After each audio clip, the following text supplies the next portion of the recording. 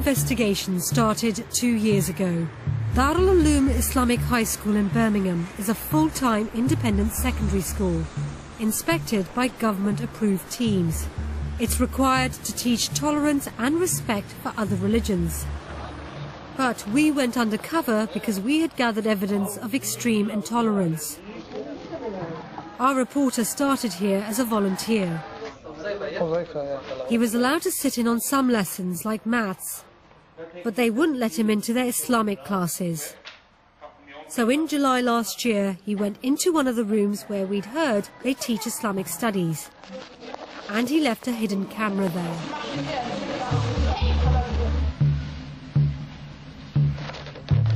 At first, our camera records exams and prayers.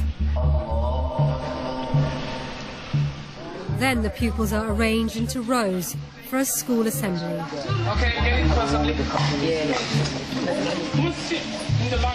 The speaker addresses all the pupils aged 11 and upwards. He starts by talking about people who worship ridiculous things. But there are some people in the world who decide not to use the intellect. They are happy worshipping idols, just worship the cows. It's the Hindus, isn't it? Like the Hindus, they worship the cows. This is how he describes Hindu religious practices. If we choose to worship such ridiculous things, a cow. Now, how can anyone worship a cow?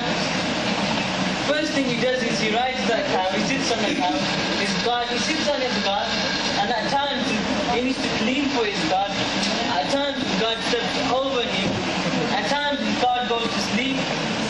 At times he eats God when he's hungry. Yeah, cows. And funny enough, they drink the piss of a cow. He says it's not the first time he's given this speech.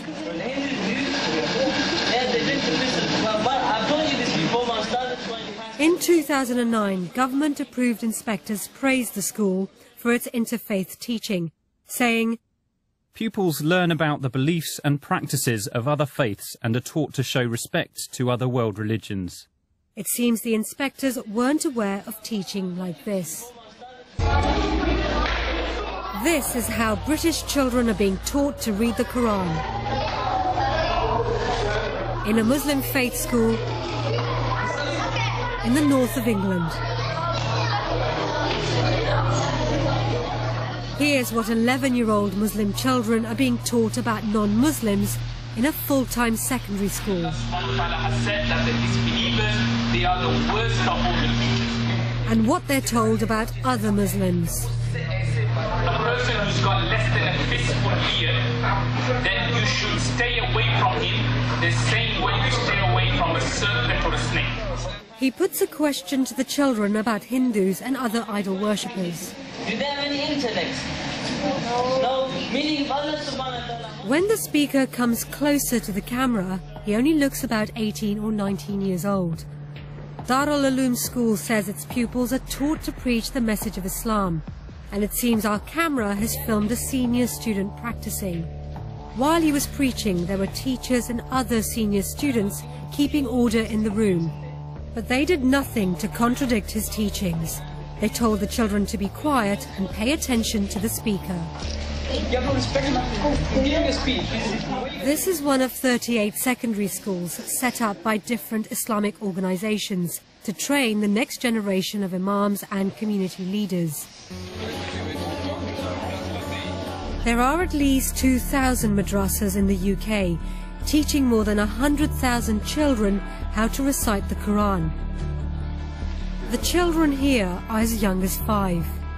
On the first day of filming, our camera records a brief moment, which suggests that the reports we've heard of regular violence might be true. A teacher patrols the room, and then he kicks a boy. Then he walks down the line.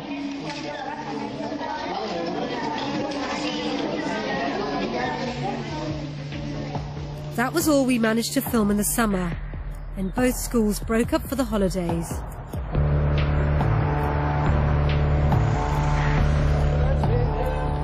On the first day of the new term in September, we went back to Darul Uloom Birmingham.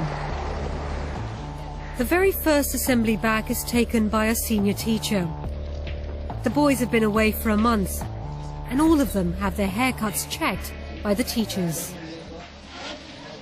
Children with non-Muslim haircuts are sent to stand against the wall. The senior teacher says looking like non-Muslims is forbidden. He uses the word kafar, an often derogatory term meaning disbeliever or infidel. There'll be regular haircut checks.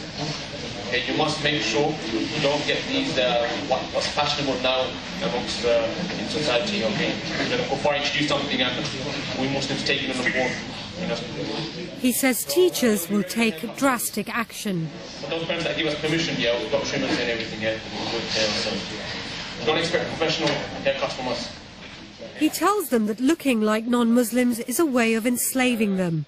He associates British society with shaitan, the Islamic version of Satan.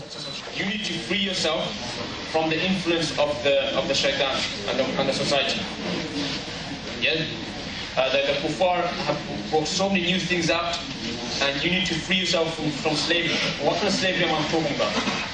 Yes. Mind control. Yeah, mind control, mashallah. Yeah. They're controlling your minds. You're doing what they want. And ask yourself, are you part of that slavery as well? This mind control. Are you part of those students, who prefer their sunnah of the kuffar over the sunnah of the Prophet? Ask yourself. Is it simple, yes or no? The school's last inspection praised it for promoting tolerance and harmony in society. But in this assembly, the teacher tells the boys they should hate the sinful nature of non-Muslim society. Yeah, we're not like the non-Muslim out there, all that evil you see on the streets. People not wearing hijab properly, people smoking, people walking like they got something stuck in their pants. Yeah, these kind of things. Yeah, you should hate it. They should hate walking down that street. This is a prestigious school. It's been visited by the Lord Mayor, the Chief Constable, MPs and dignitaries. The school says it has a community involvement program to prepare students for outside life. We are going into full-scale social segregation and separation. And unless we tackle this now, we will reap the whirlwind. What did you think about the repeated use of kafar? Never would a kafir enter Jannah until a camel enters the eye of a needle. It's like the N-word. It's a term of abuse, a term of censure, condemnation. Some of the teachings that we've shown you, do you think they could be described as hate teachings? There's no shadow of doubt. When you teach children that they should be intolerant of other faiths, have no respect for them, you are breeding hostility, antipathy, and animosity to others. If that's not hate,